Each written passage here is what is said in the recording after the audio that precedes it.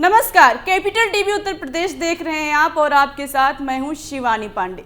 लोकसभा चुनाव की हलचल सबसे ज्यादा यूपी की सियासत में देखी जा रही है और खास तौर पर ऐसी सियासत सपा के गलियारों में ज्यादा देखने को मिल रही है।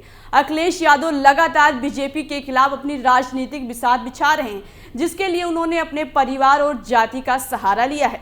लेकिन शायद अखिलेश यादव भूल गए हैं कि मोदी के आगे इनके सारे प्लान धाराशाही हो जाएंगे। तो क्या है अखिलेश यादव का मोदी के खिलाफ षड्यंत्र, देखिए इस खास रिपोर्ट में।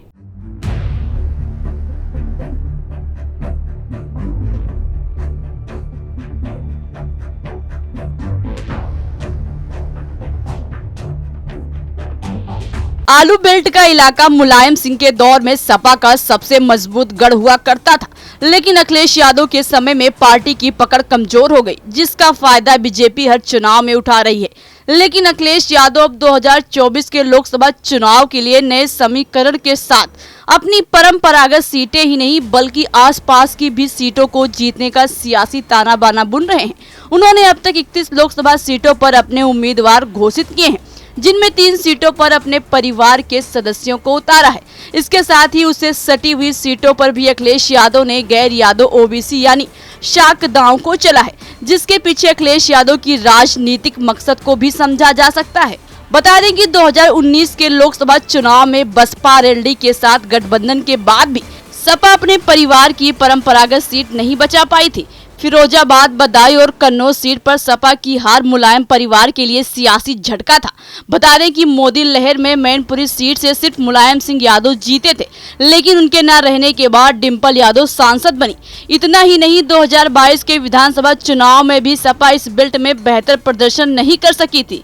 अखिलेश यादव ने मैनपुरी से डिंपल यादव, फिरोजाबाद से अक्षय यादव और बदायूं सीट से शिवपाल यादव को प्रत्याशी बनाया है। कन्नौज से सटी कानपुर देहात सीट पर राजा रामपाल को टिकट दिया है और दूसरी तरफ फर्रुखाबाद सीट पर डॉक्टर नवल किशोर शाक को प्रत्याशी बनाया गया है। बता दें कि दोनों ही प्रत्याशी गैर यादव ओबीसी हैं। राजा रामपाल अति पिछड़ा वर्ग के गड़रिया समुदाय से आते हैं, जबकि नवल किशोर ओबीसी के शाक समुदाय से हैं।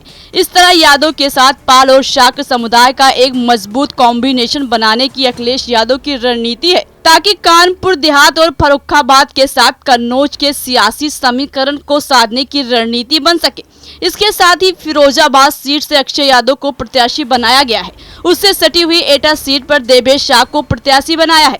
बता दें कि एटा से मैनपुरी सीट भी लगी हुई है, जहां से डिंपल यादव चुनावी मैदान में है।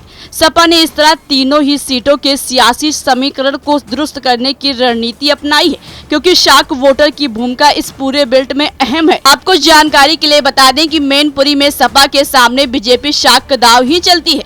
इसके साथ ही एटा में कल्याण सिंह के बेटे राजवीर बीजेपी से सांसद हैं, जो लोधी समुदाय से आते हैं। इस तरह लोधी के सामने शाक का दाव सपा ने चला है, जिससे एटा, फिरोजाबाद और मैनपुरी तीनों ही सीटों को साधने का प्लान अखिलेश यादव ने बनाया है।